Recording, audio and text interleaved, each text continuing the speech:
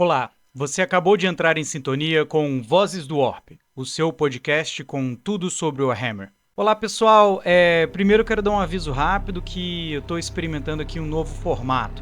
Eu tentei gravar o meu rosto, né, e eu acho que eu vou voltar a fazer isso eventualmente, mas acho que talvez não tenha dado tanto engajamento pro trabalho que deu, né.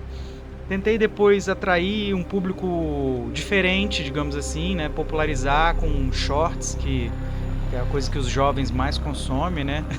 A geração TikTok. Mas realmente, assim, para mim é muito complicado resumir qualquer assunto em 1 minuto ou 2, principalmente se tratando do vasto universo Warhammer, né? Esse não é um produto que eu gostei tanto de produzir, para falar a verdade, não que eu também não vá voltar a fazer, mas também não é o produto que eu consumo. Então eu gosto muito desse formato podcast. Você bota seu fonezinho de ouvido, vai lavar a louça, vai passar uma vassoura na casa, né? Ou vai pedalar, ou vai fazer uma caminhada na esteira da academia. E enquanto você ouve esse podcast. Bom, se você conheceu o universo Warhammer 40k por meio de Space Marine 2, você já teve contato direto com uma das experiências mais intensas do Grimdark. São os Space Marines, né? Você sente como se fosse um tanque de guerra num jogo de ação intensa. Ali tem vários elementos que talvez quem está chegando agora tem curiosidade, né? Eu gostaria de entender. E, na verdade, quanto mais a gente investiga e se aprofunda no lore, mais a gente se assusta, né? E não sabe por onde começar. O fato é que, por exemplo, só a Heresia de Horus é a mais famosa, né? Um momento fundador do universo, tem 54 livros principais, além de contos, antologias, novelas e outros livros complementares. Ele foi publicado de 2006 a 2019 pela Black Library e escrito por diversos autores, como Dan Abnett, Graham McNeill e outros. É muito interessante, porque foi justamente em 2006 que eu comecei a entrar em contato com o universo Warhammer, mais precisamente no 4º livro da Horus Heresy. E eu interrompi essa leitura quando percebi que eles publicavam livros com uma velocidade maior do que eu conseguia acompanhar. E na época eu fazia pesquisa e percebi que se eu deixasse eu ia só ler o Warhammer e mais nenhuma outra literatura e mais nenhum outro texto acadêmico, né? Isso me desanimou um pouco na época. Mas o fato é que eu nunca deixei de acompanhar e muitos desses livros são memórias inesquecíveis para mim. Muitos anos depois, quando esses 54 livros finalmente chegam no epicentro do confronto, isso é, Horus, o Warmaster no sistema solar, né? Nós temos uma nova saga chamada O Cerco da Terra, The Siege of Terra, que tem 8 volumes, dos quais o último, O Fim e a Morte, The End and the Death, é dividido em 3 partes. Então, somado isso tudo aí, de 62 livros, o último tem 1584 páginas. Uau! Quem vai começar a ler essa saga, né? Quem vai investir numa biblioteca inteira com esses livros?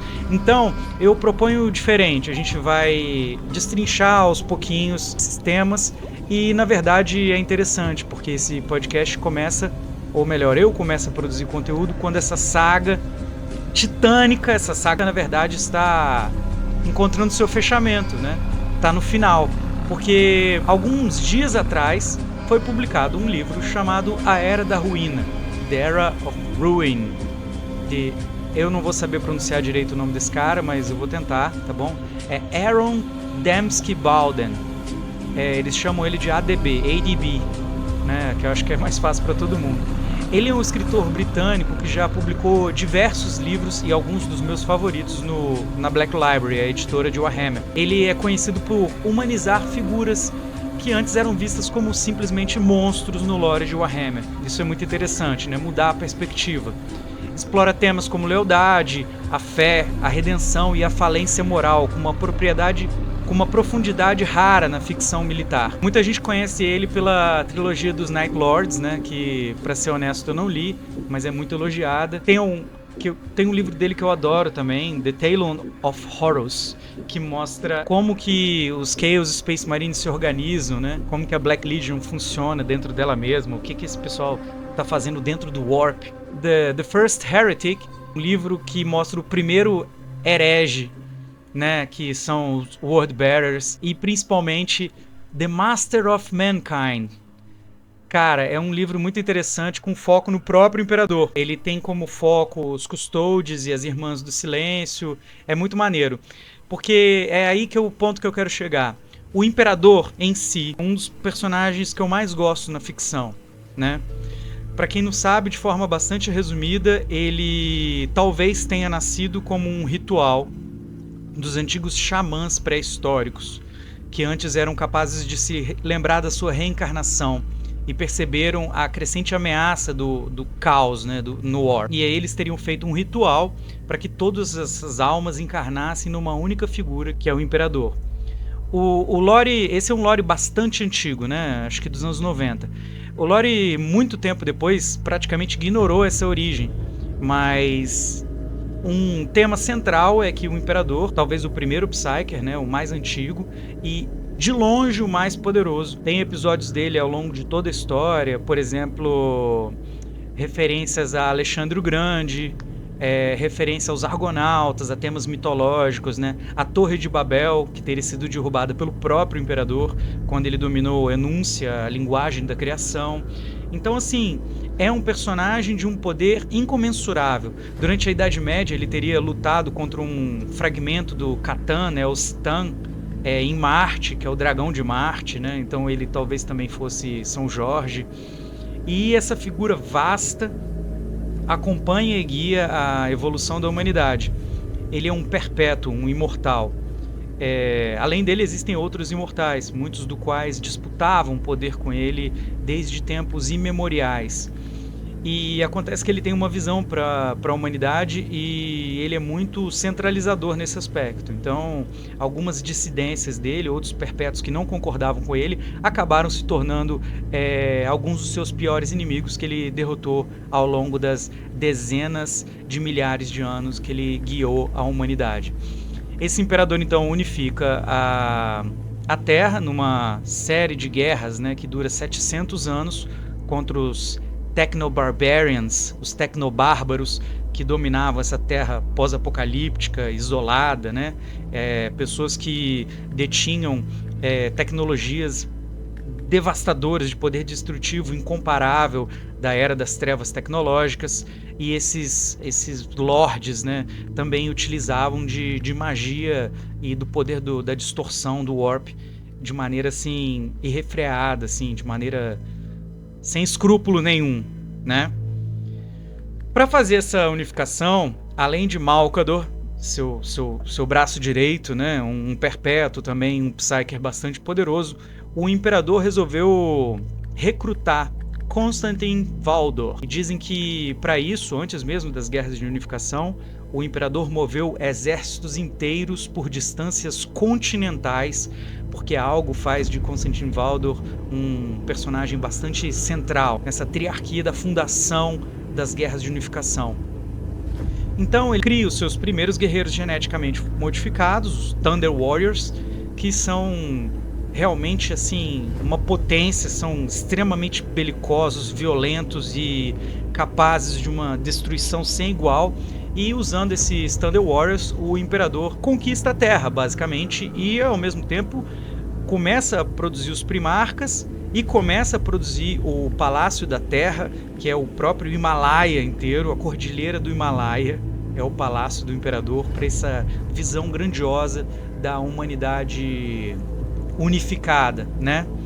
E aí, quando os Thunder Warriors cumprem a sua função, como eles são guerreiros instáveis e um perigo para esse projeto que ainda é nascente, frágil, né? Incipiente, o Imperador resolve descartar os Thunder Warriors e para isso ele usa os Custodes. Custodes, eles são o ápice, o pináculo da engenharia genética da era das trevas tecnológicas.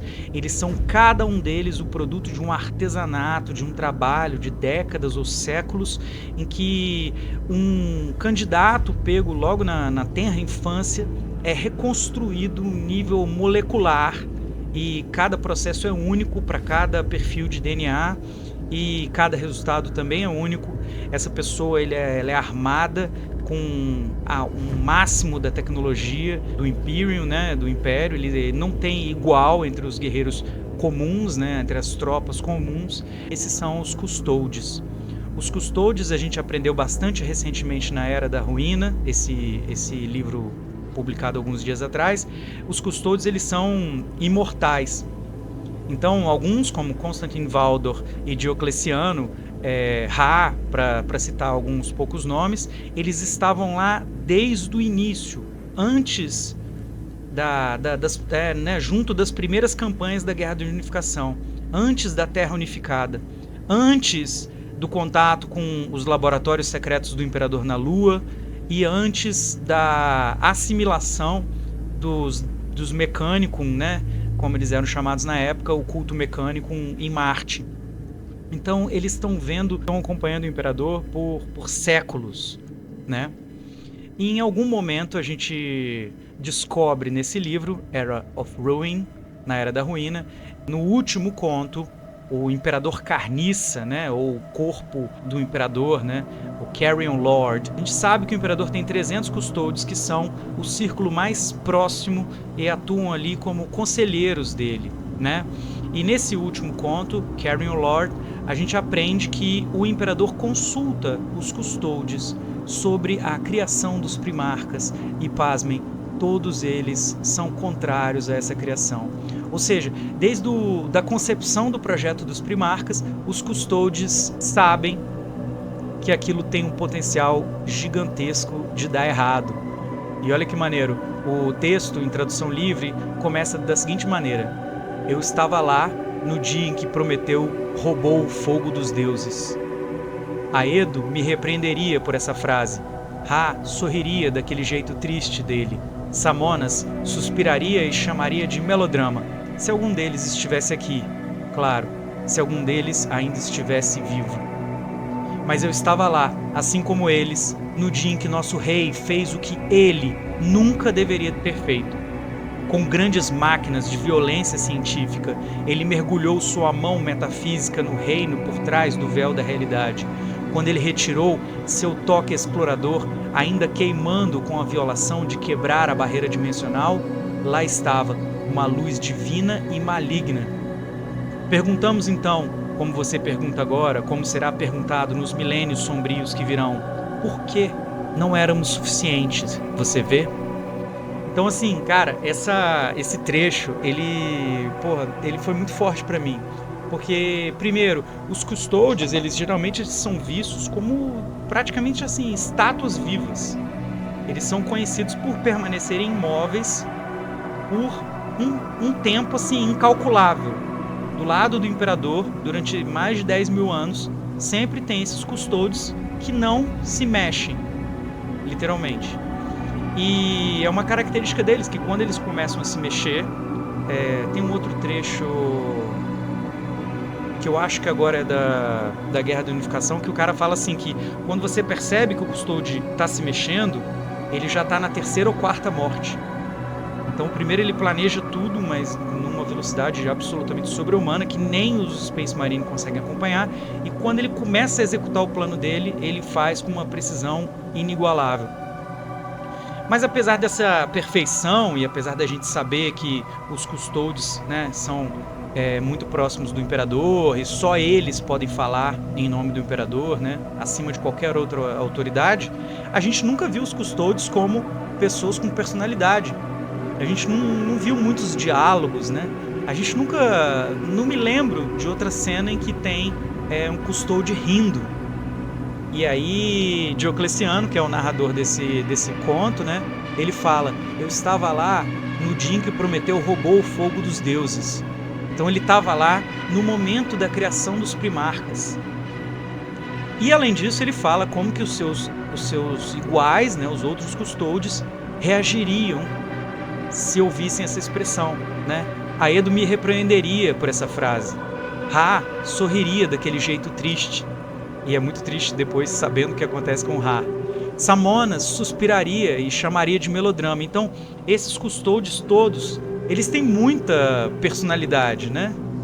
E apesar da sua excelência e apesar da sua proximidade com o imperador, no final, Diocleciano chega à conclusão óbvia. O imperador cria os primarcas porque eles não são suficientes. Apesar deles serem inigualáveis nesse momento inicial do projeto do imperador, o imperador já vê um passo muito maior, que é a assimilação de todos os territórios, né, isolados e perdidos da humanidade na Via Láctea. E, além disso, o enfrentamento de todas as espécies que no Warhammer a gente chama de Xenos, né, os Xenos, de alienígenas, alguns super tecnológicos, alguns super organizados,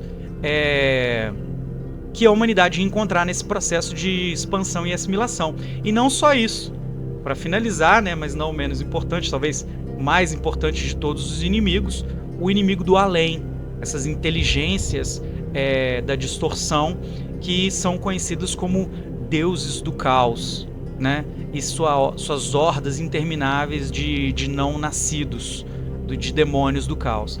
Então o imperador decidiu pela criação dos primarcas e consultou seus custódios, e um a um eles foram contrários, né? Porque eles querem que os 10.000 custódios sejam o apoio para o imperador nesse projeto gigantesco, mas o imperador já tem o plano de criar 20 primarcas e 20 legiões para aumentar exponencialmente a capacidade e a velocidade do seu projeto de expansão. Muito interessante, né? E aí, o que seria desse universo sem os primarcas, né? Será que os custódios tinham razão? Ou será que o imperador, nos seus 30 mil anos, ou quase 40 mil anos que ele já tinha na época da unificação, estava correto, né? Esse conto ele traz várias outras informações interessantes, mas eu vou fechar aqui para tentar manter em 20 minutos uma outra muito curiosa. Logo depois da heresia, né, Guilliman está discursando, e no discurso ele está defendendo e exortando a união, que é tão necessária nesse momento que o Império tomou uma porrada, está praticamente em frangalhos, né? Então é praticamente a reunificação pós-heresia de Horus. E enquanto o regente, né, Guilliman, discursa no púlpito, no palco, no palanque, os custódios que estão fazendo a segurança do evento, pensando, né, como que eles atacariam, né? Eu vou ler o trecho para vocês. São os dias finais dos primarcas e de suas legiões. Em breve eles serão exilados da terra, enquanto os novos líderes do Império fecham o tomo da história sobre a era dos deuses e semideuses. Uma nova era de estagnação e medo está amanhecendo, construída sobre os ossos de verdades que é melhor deixar esquecidas.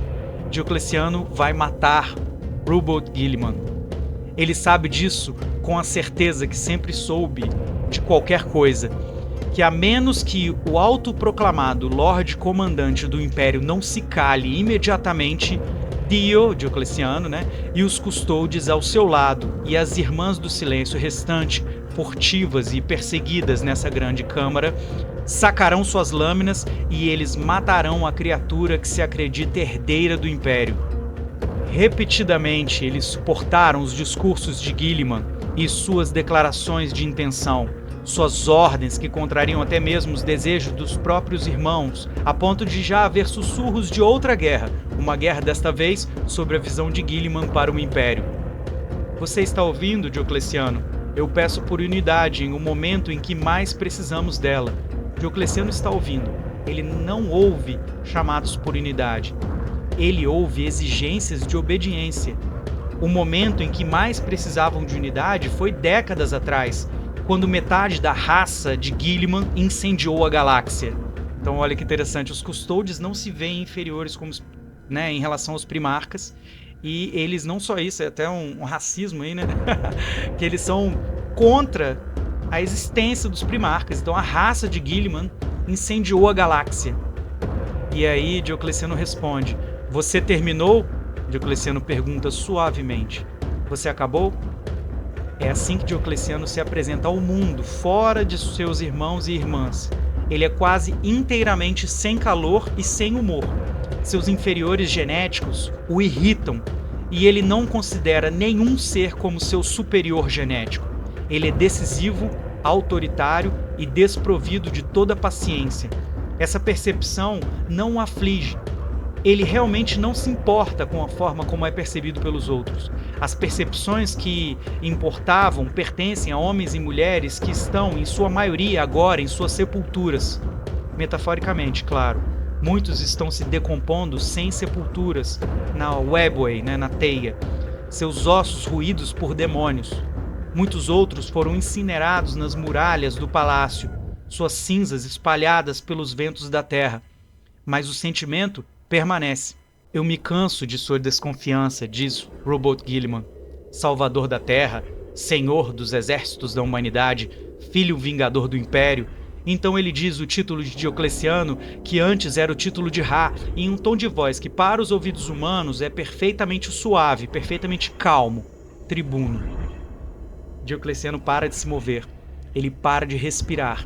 Ele é um animal naquele momento, uma coisa de impulsos e desejos, congelado no lugar enquanto sente seu coração acelerar. Se ele não for cuidadoso, se ele não dominar seu instinto e sua raiva, então o Império perderá outro primarca neste dia. Cara, eu vou até parar por aqui, porque senão eu vou ler o conto inteiro, mas vou deixar essa deixa aí, é muito interessante, né? A gente acabou de descobrir, isso é um lore fresquinho, né? Tem dias de idade, poucas pessoas no mundo inteiro, literalmente, terminaram de ler o livro, e a gente já tem uma versão traduzida desse conto, né? Que é muito maneiro, e que gera esse debate, né? Você imaginava que os Custodes tinham tanta personalidade, né? Eu acho que a GW está expandindo os Custodes, e principalmente Constantin Valdor, que é um tema que eu vou voltar depois, está expandindo esses temas, né? Muito nos últimos meses e nos últimos anos, talvez, e eu acho interessante, porque isso talvez signifique que a GW tenha planos especiais para os Custodes, né? Mas e aí? Me diz o que você achou do formato, me diz o que você achou das opiniões de Diocleciano sobre o imperador, né, sobre os primarcas, perdão, e me diz o que você achou também da ideia do imperador de criar os primarcas. Foi uma boa ideia? Foi uma ideia ruim? Era o único jeito? Comenta aí. Bom, vou ficando por aqui.